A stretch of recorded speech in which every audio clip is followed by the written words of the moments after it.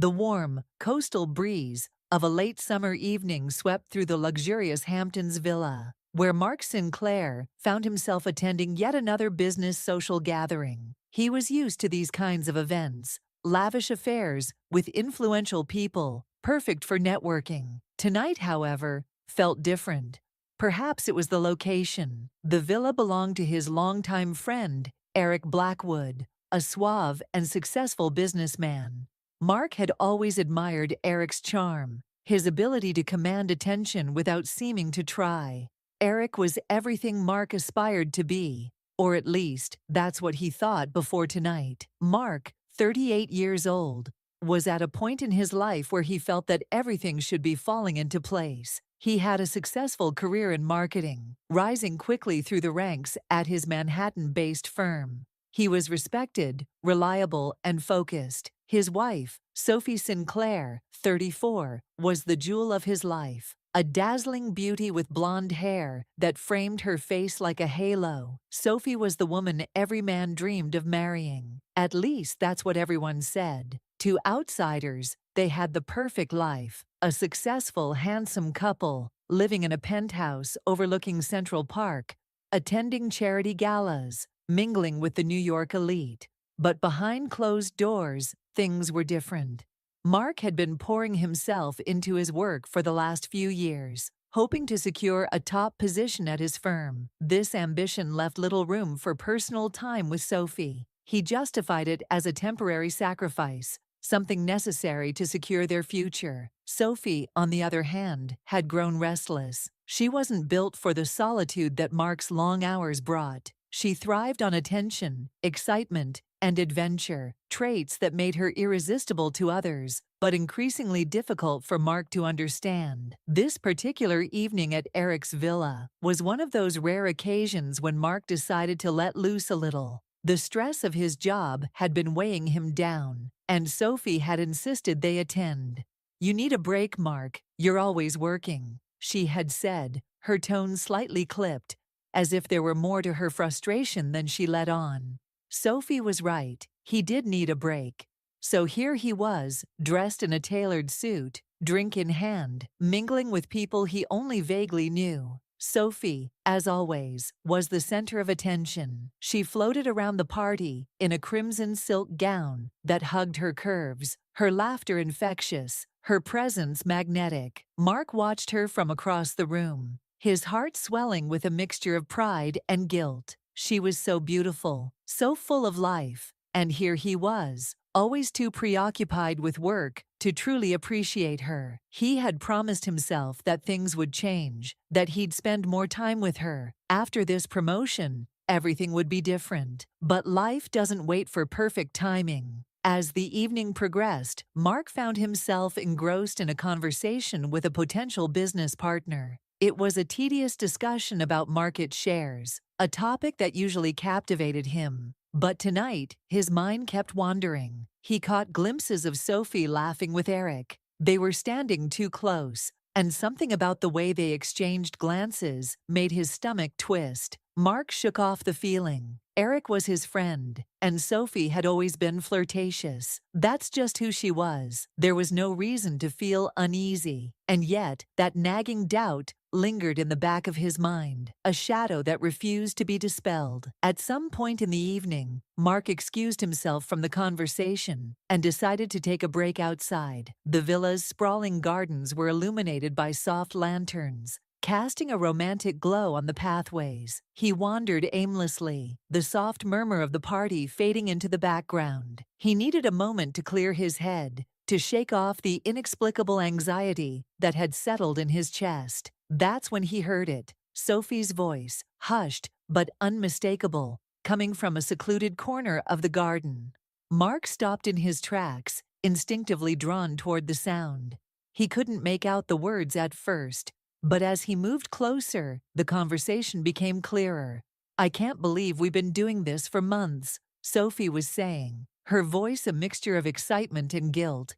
"It's like living a double life." Mark's breath caught in his throat. His first instinct was to turn around and walk away, to pretend he hadn't heard anything. But something compelled him to stay, to listen. "I know," came a second voice, Eric's. His tone was smooth, almost soothing. But we've been careful. Mark hasn't noticed a thing. He's too wrapped up in his work to even suspect. Mark's heart pounded in his chest, each beat a hammer against his rib cage. He stepped closer, careful not to make a sound. From his hidden vantage point, he could see them now, standing under the soft glow of the lanterns. Sophie was facing Eric, her hand resting on his arm. Her expression conflicted. "He's a good man," Sophie said softly, her voice tinged with regret. "I never wanted to hurt him." "You're not hurting him," Eric replied, his voice low and persuasive. "You're just doing what you need to do to feel alive again. He doesn't have to know."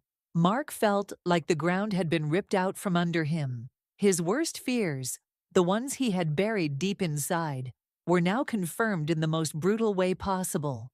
Sophie, the woman he had devoted his life to, was having an affair with his closest friend. The shock of the betrayal left him momentarily paralyzed. He wanted to storm in, to confront them, to demand answers. But instead, he found himself rooted to the spot, listening in disbelief, as the people he trusted most spoke of their secret relationship with such casual familiarity. "I hate sneaking around like this," Sophie said, her voice wavering. "But you're right. Mark's so focused on his career. I feel like I've been invisible for years. I don't know what to do anymore." Eric stepped closer to her, his hand gently brushing her cheek. "You deserve more than being someone's afterthought, Sophie. With me, you're the center of attention, the way you should be." Mark clenched his fists, his nails digging into his palms. He had never felt such an intense mix of emotions: anger, heartbreak, betrayal, and disbelief, all swirled within him,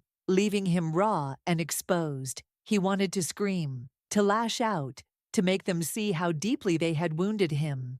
But instead, he forced himself to stay silent. Bursting in on them now would only lead to a scene, one that he wasn't emotionally prepared to face.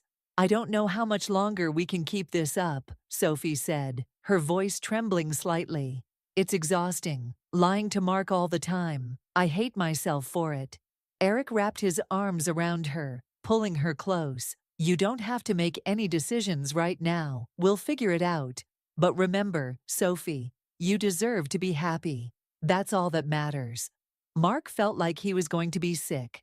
The betrayal cut deeper than anything he had ever experienced. It wasn't just the affair, it was the way they spoke about him, as if he were some distant figure in their lives, someone to be pitied rather than respected. The realization that his marriage had been a facade, that Sophie had been leading a double life for months, left him shattered. But as much as he wanted to confront them, to demand answers, he knew this wasn't the time. Not here, not now. The party was still in full swing, and creating a scene would only make things worse. He needed time to process, to think, to figure out what to do next. Mark quietly retreated, slipping back into the shadows of the garden, his mind racing. He had always prided himself on being level-headed, on not letting emotions get the better of him. But tonight, that self-control was slipping away, replaced by a searing rage and overwhelming grief. He made his way back into the villa, the noise of the party, a distant hum in his ears. People smiled at him as he passed, oblivious to the turmoil raging inside him. He forced a polite nod, his face a mask of calm, but inside, he was crumbling. Sophie and Eric rejoined the party, not long after, both of them laughing and chatting, as if nothing had happened. Mark watched them from across the room, his stomach churning. How could they be so brazen? How could they lie to his face, all the while knowing what they had been doing behind his back? For the rest of the evening, Mark went through the motions, engaging in small talk with other guests, all the while keeping a close eye on Sophie and Eric. His mind raced with questions. How long had this been going on? How many lies had Sophie told him? And most importantly, what was he going to do about it? By the time the party wound down, Mark had made a decision. He wasn't going to confront Sophie tonight. He needed time to gather his thoughts, to figure out his next move. The revelation of the affair had shattered his world, but he wasn't going to let it destroy him. The morning after the party, Mark woke early, unable to sleep. He sat in the kitchen of their penthouse, a cup of coffee in front of him, but untouched. The events of the previous night replayed in his mind over and over again, each repetition cutting deeper. Sophie entered the kitchen a little while later, her hair tousled, her face glowing from the night before. She smiled at him, a casual, loving gesture that made Mark's stomach twist in knots. How could she act so normal, so innocent, after everything that had happened? "Good morning," she said, leaning in to kiss him on the cheek. He flinched slightly, unable to mask the pain that flashed across his face. She paused, noticing his tense expression. "Mark, is everything okay?" Mark set down his coffee cup, his hands trembling slightly. This was it. The moment he had dreaded and anticipated in equal measure. He had thought about waiting, about confronting her later when he was calmer, but the words were already on the tip of his tongue, begging to be released. "I heard you last night," he said quietly, his voice tight with emotion. Sophie frowned, confusion flickering across her face. "What do you mean?" "In the garden," Mark continued, his gaze fixed on her. "I heard everything, Sophie, you and Eric." Sophie's face drained of color, her eyes widening in shock. For a moment, she was speechless, her mouth opening and closing, as if she couldn't quite process what he had just said. "Mark, she began. But he cut her off, his voice rising with anger. "Don't," he snapped. "Don't lie to me anymore. I heard everything. How long has this been going on?" Sophie looked away, guilt and shame written all over her face. She didn't answer, but her silence was all the confirmation Mark needed. He stood up from the table, his hands clenched into fists. "How could you do this to me, Sophie, to us? I've spent years working to build a life for us, to give you everything you could ever want, and this is how you repay me." Tears welled up in Sophie's eyes, but Mark didn't care. His own pain was too overwhelming to feel any sympathy for her in that moment. "I didn't want this to happen," she whispered, her voice trembling. "I never meant to hurt you." "But you did," Mark said, his voice cold. "You made a choice, Sophie. You chose to betray me, and I can't—" He paused, his throat tight with emotion. He couldn't finish the sentence. He couldn't bring himself to say the words that would end their marriage, even though he knew that was where this was heading. Sophie took a step toward him, her eyes pleading. "Please, Mark, I'm sorry. I made a mistake. But I still love you. Can't we fix this? Can't we try to make things right?" Mark stared at her, his heart torn in two. A part of him wanted to believe her, to forgive her, to try to rebuild what they had lost. But the other part of him, the part that had heard her confess her love for another man, knew that some things were too broken to be repaired. "I don't know if I can ever trust you again," he said quietly, his voice hollow. "And without trust, there's nothing left." Sophie's tears spilled over, and she covered her face with her hands, sobbing. But Mark felt no comfort in her remorse. The damage had been done, and there was no going back. Mark left the apartment that day, taking only what he needed. He didn't look back. The betrayal had cut too deep. And staying in that penthouse, with all its memories, was unbearable. As he walked through the streets of New York, the city bustling with life around him, Mark F. felt a strange sense of liberation. The pain of Sophie's betrayal would take time to heal, but he knew that he couldn't let it define him. He had lost something precious, but he had also gained clarity. Trust was fragile, easily shattered, but impossible to rebuild once broken. And now, Mark was free to rebuild his life on his own terms. Life is unpredictable, filled with moments that challenge us in ways we never imagined. For Mark, the revelation of Sophie's affair shattered the illusion of a perfect life, but it also gave him the strength to move forward. Sometimes, the hardest moments in life lead to the most profound personal growth. Thank you for watching.